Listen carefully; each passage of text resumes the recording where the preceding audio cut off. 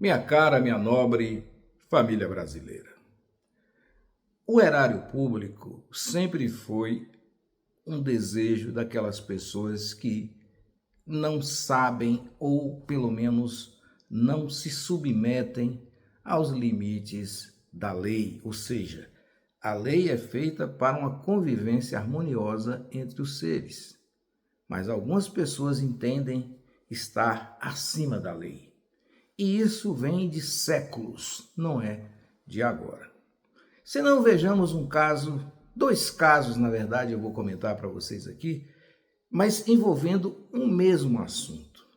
Um se trata de um deputado federal, portanto, um parlamentar da elite política do país, e um vereador de Vitória da Conquista, na Bahia, que representa, sim, a elite política da cidade, mas em relação à Câmara Federal e o Senado Federal, não se pode colocar como elite, mas sim como uma periferia da elite, mas com a mesma importância para o seu meio social. Afinal de contas, ser vereador é uma honra para qualquer um que ocupe essa posição. Da mesma forma que deve ser uma honra alguém ocupar um cargo de deputado federal. E cabe a esses honrar o cargo, não é verdade? Porém, ao se submeter aos limites, aos ditames da lei, esses entendem que devem passar por cima delas e pousar de bonzinhos para a sociedade como um todo. Se não, vejamos. Nós temos aqui o caso do deputado federal João Carlos Bacelar e o caso do vereador de Vitória da Conquista, Dinho dos Campinhos, assim como ele é conhecido. No primeiro caso, o deputado federal João Carlos Bacelar, que já tinha ou tem ainda alguns processos relativos à Lava Jato, ele também conseguiu manter por longos 15 anos a sua empregada doméstica, e aqui não vai nenhum demérito para a empregada doméstica. Porém, quem tem empregado doméstico deve pagar com seu salário. Não pode, de forma nenhuma, simplesmente colocar uma pessoa para fazer serviços domésticos ou qualquer outro serviço que sejam particulares e não tenham nada a ver com a atividade parlamentar. Portanto, eu quero frisar aqui porque eu tenho o maior respeito pelos empregados domésticos. É bom que se diga. Então, esse deputado João Carlos Bacelar manteve a sua empregada doméstica como funcionária do governo federal através do seu gabinete na Câmara dos Deputados. Quer dizer, uma verdadeira mão de obra errada. Mas ele, não contente com isso, manteve também por algum tempo, eu não sei o tempo correto, uma outra empregada, mas essa já na sua empresa ou empresa de algumas pessoas dos seus familiares. Quer dizer, isso aí fica muito bom, né? Você abre uma empresa de construção civil, coloca 2 empregados e quem paga o salário é o povo brasileiro. Tá errado, não tá? Pois é. Já o Dinho dos Campinhos, vereador de Vitória da Conquista, fez algo que eu não diria que é inusitado. Eu diria que, de repente, pode até ser comum. Porém, ele deixou marcas, ou como diria um grande amigo meu, Paulo Nunes, deixou as pegadas, né? E aí deixou uma coisa que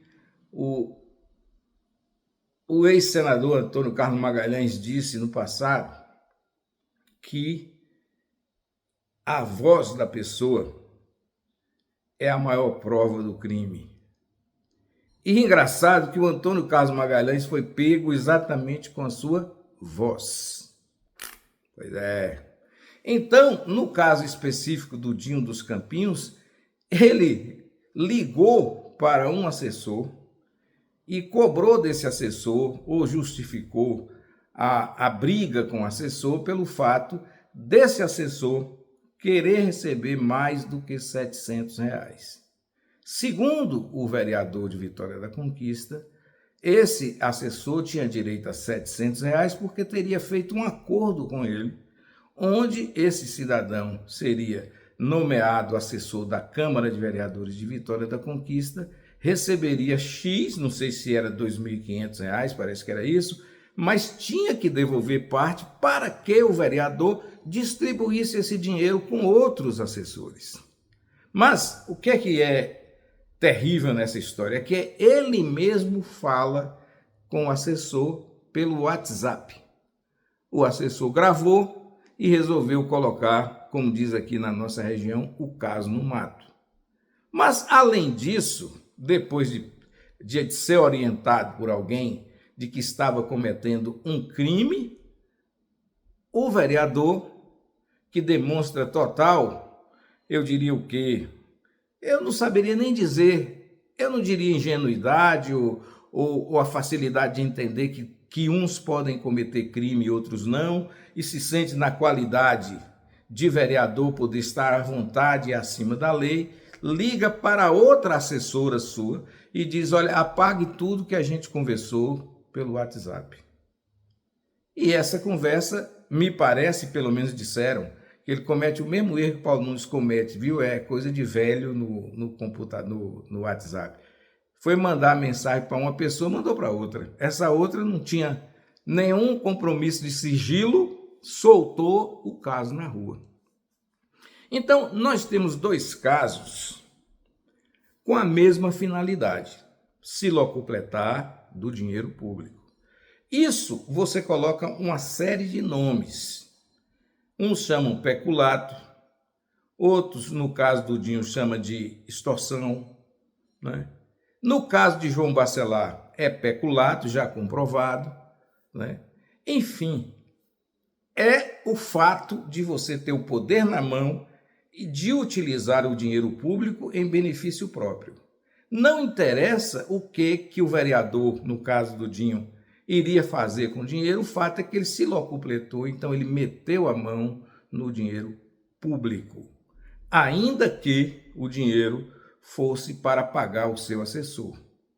Se trata de dinheiro oriundo do município de Vitória da Conquista, correto? Do mesmo modo, o deputado João Carlos Bacelar meteu a mão, passou a mão leve no dinheiro da Câmara Federal. Alguns vão dizer, mas a verba era do gabinete. Sim, o gabinete só existe porque o povo brasileiro paga imposto e nesse imposto, esse dinheiro é do imposto do povo brasileiro e tem que ser bem tratado. Então, passa-se isso para os deputados, senadores e vereadores para que eles administrem o seu mandato, não a sua casa, não a sua fazenda e não a sua empresa. Então, meus caros e minhas caras, no caso do deputado João Carlos Bacelar, ele fez o que a gente chama, o que a justiça chama de não persecução penal. O que é não persecução penal? A persecução penal é a fase do inquérito, da oitiva de testemunhas e tal, até a condenação. Chama-se persecução penal. Não persecução penal é a interrupção dos finalmente, ou seja, do que vai resultar do inquérito aberto, das testemunhas ouvidas, do fato e da comprovação dele, ou seja, das provas. No caso específico do deputado João Carlos Bacelar, ele devolveu R$1.400.000 ao erário público, vai cumprir 280 horas de serviço comunitário e resolve a situação. Na verdade, esse elemento de não persecução penal foi criado no Brasil para resolver aqueles crimes que não há agressão, não há sangue, esses pequenos crimes que em alguns países do mundo eles são julgados rapidamente. Só que no Brasil tem muito processo para pouco juiz, para pouco promotor. né? Por outro lado, você tem que regular a quantidade de juízes e promotores, porque eles ganham muito dinheiro em relação à maioria do povo, e quanto mais promotor e mais juiz, você coloca menos dinheiro na creche para as crianças, nas escolas públicas, na construção de praças, na construção de estradas e tudo aí se vai. Então você tem que pensar uma coisa é uma coisa e outra coisa é outra coisa. Bom, diante disso, o deputado se livra do processo e fica na mesma vida que sempre teve, na vida de nababo. Correto? No caso do nosso Dinho dos Campinhos em Vitória da Conquista, vai ter que ser provado, ou sei lá, se o advogado dele consegue um acordo de não persecução penal, baseado em quê? Na devolução do dinheiro que foi retirado, quer dizer, é o que está sendo dito, do empregado dele, no caso o assessor, o ressarcimento total do dinheiro que esse assessor recebia, né?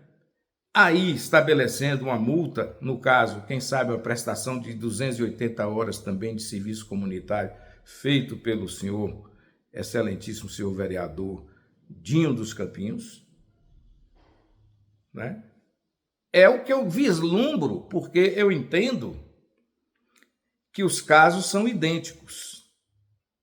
E por que eu falo isso?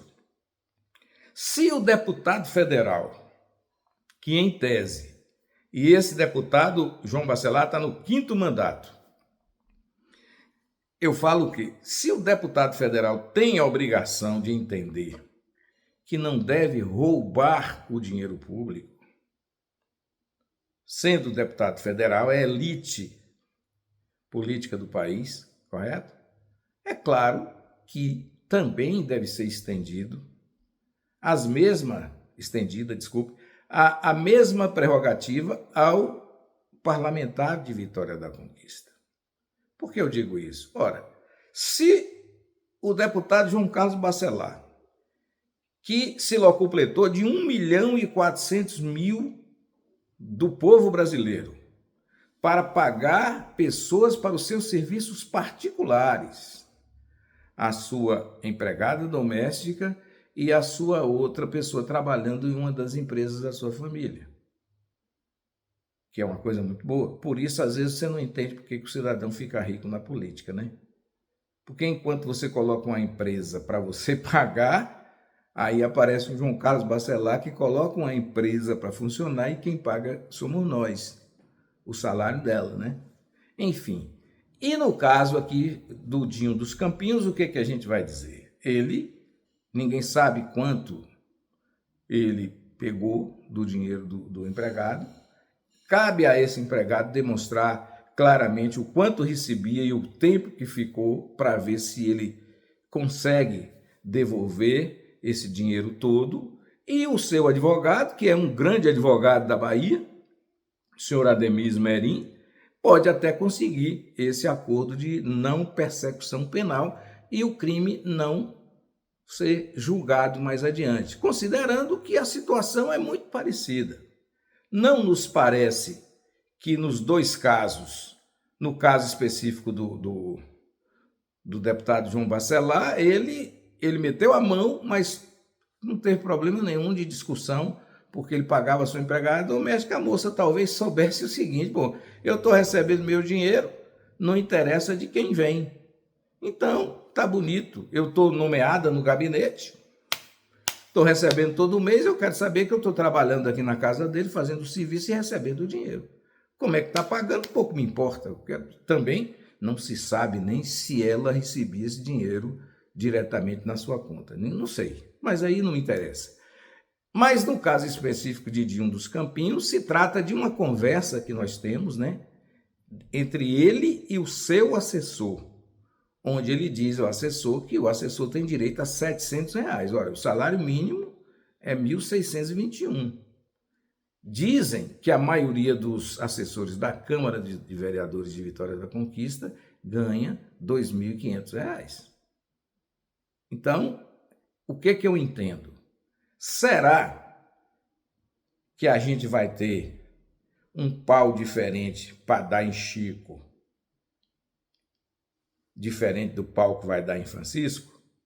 Porque se o deputado João Carlos Bacelar, que deu um tombo de 1.400.000 ao erário público, conseguiu a não persecução penal, por que o Dinho dos Campinhos não conseguiria?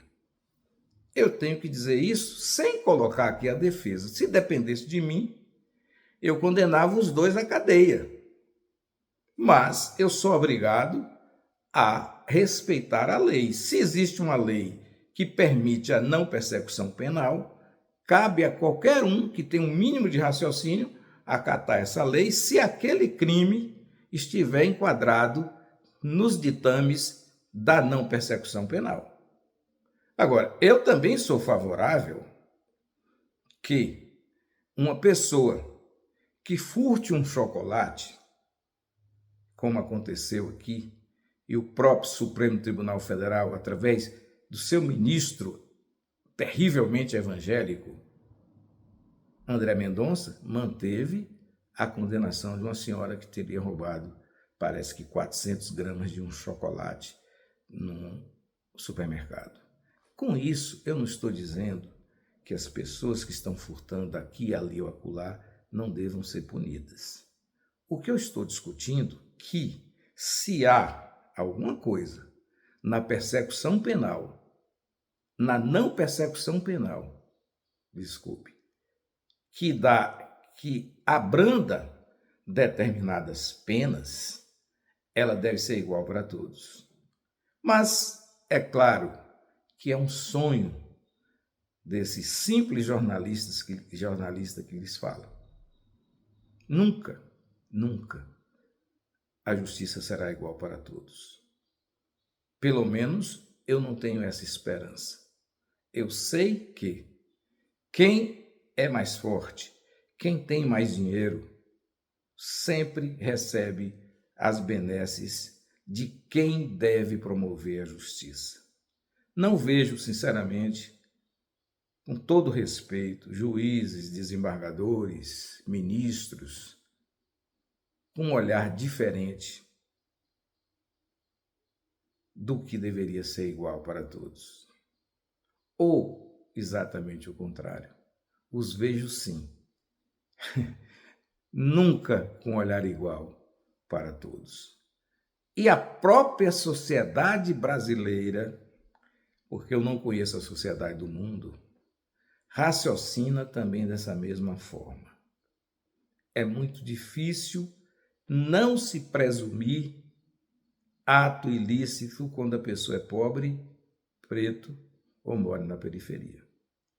E isso é tão verdade que uma vez eu tenho que contar um casinho para os senhores aqui, que diz que eu sou um contador de casos. Eu entrevistava um promotor público e eu peço desculpa a ele, porque eu não me lembro mais o nome, isso foi em 2001, na Rádio Clube de Conquista, e ele me disse uma coisa muito importante. Ele disse assim: Paulo Nunes, ninguém na sociedade Vitória da Conquista está preocupada ou preocupado com a pobreza, as pessoas que esmolam pela rua. Ninguém. O que a sociedade de Vitória da Conquista não quer é simplesmente ver o problema. Por exemplo, se tiver pedinte aqui onde estamos falando, na Praça Barão do Rio Branco, todos da sociedade vão arranjar um jeito de dizer que não querem esses meninos, essas pessoas que estão dependentes de uma coisa ou outra, pedindo, abusando ali. Mas eles não teriam a mesma opinião se esses pedintes estivessem no Alto Marom, na Patagônia. A preocupação não seria quase que nenhuma. E aquilo tocou meu coração, sinceramente, porque o que ele falou é verdade. E como ele era promotor público, eu não sei se ele ainda é promotor em Vitória da Conquista, não me lembro realmente o nome dele. Mas ele teria me dito ali que ele tinha visitado uma casa em Vitória da Conquista, onde uma família de 8 pessoas dormiam num colchão de solteiro. Então, para que você entenda como é que a nossa sociedade funciona. Não é? Vocês se lembram, eu estou aqui agora falando ao meu público aqui de Vitória da Conquista. Entre a Régis Pacheco e a Avenida Integração, existia uma casa que era da Escola Rangel Pestana, que era uma casa do DENIT, o DNR antigo, que era uma escola para os meninos, filhos e filhas de funcionários do DENIT ou do DNR à época, para a construção da Rio Bahia. E, passado o tempo, essa casa ficou sem utilidade. E algumas pessoas utilizavam essa casa para poder fazer uso de alguma tranquilidade, de fazer uso dos seus entorpecentes. Aí, vários segmentos da imprensa contrários e tal, até que a casa foi reformada. E aquelas pessoas foram para onde? Exatamente o que o promotor falou. O que estava aborrecendo a sociedade Vitória da Conquista era ver aquelas pessoas fazendo uso de substâncias na rua, perto delas. Ninguém se preocupou em saber onde elas estão e que tipo de trabalho está sendo feito para que elas consigam se libertar disso.